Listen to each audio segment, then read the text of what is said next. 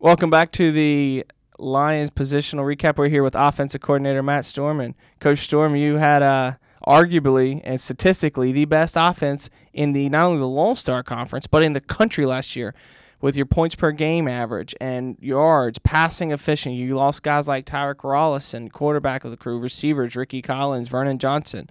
You lost Joe Bergeron in the backfield. Talk about the people that you lost, some of those key offensive linemen as well as part of the most improved unit that you had last year, and how are you going to replace those guys moving forward?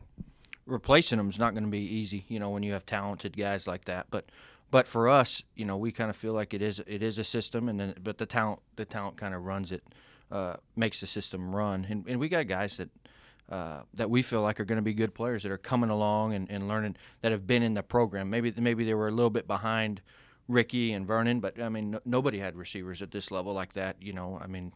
Both first team all conference guys, and then even Seth Smith. Averaged almost 25 yards a catch. So we got guys coming up that have been with us, understand what we're looking for, and we feel like skill wise, we'll be where we need to be skill wise, and that will kind of take care of itself. You lost guys on the outside, but you get guys on the outside like Lance Evans, who had a good spring. You Richard Cooper back in the running back, and you get Harrison Stewart back under center, who kind of took a red shirt last year as Tyreek, tore up the Lone Star Conference. So talk about how that unit was during the spring and what you expect to see out of them in 2015. Yeah, going into 2015, we're definitely going to have a different identity. Each team is going to find its own identity and niche to where it's successful, and that's where we really lean on the coaching staff and that, through practice we find out what different guys can do. We're not going to be short talent. We never are, and I think people understand that with who our coaching staff is, just as recruiters and doing things. We show up and take care of business, and our players appreciate that as well. But when you got guys, John Thomas is a big A. He's going to be a presence. A guy that gets signed with LSU and then committed to the University of Texas out of junior college.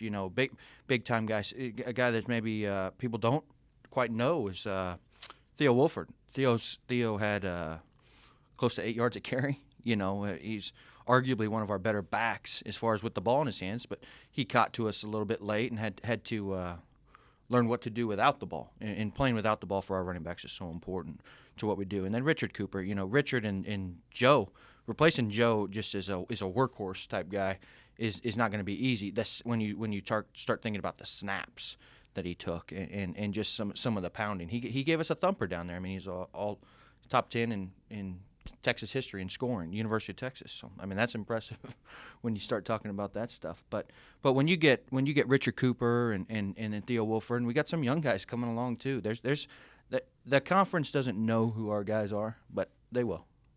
They always will. Offense is not going to be short here, so it'll be fun.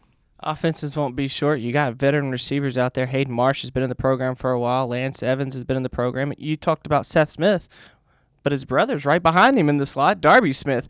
Talk about that unit and what you've seen from them. Yeah, they've been good. They've been good this spring. Coach Blau's done a good job working and developing them, and we kind of knew what we had with them behind the two superstars, Ricky and Vernon, and then even Seth. Darby's done a great job just coming into his own. It's going to be for those guys taking the next step and making the play when it counts, and they've done a good job in the spring. But stepping into a game can be a little bit different. They're going to have to do a good job of taking care of that, of taking care of the playmaking ability, because that's what we're going to have to. We lost some of that with those guys, and we don't need to hide behind that.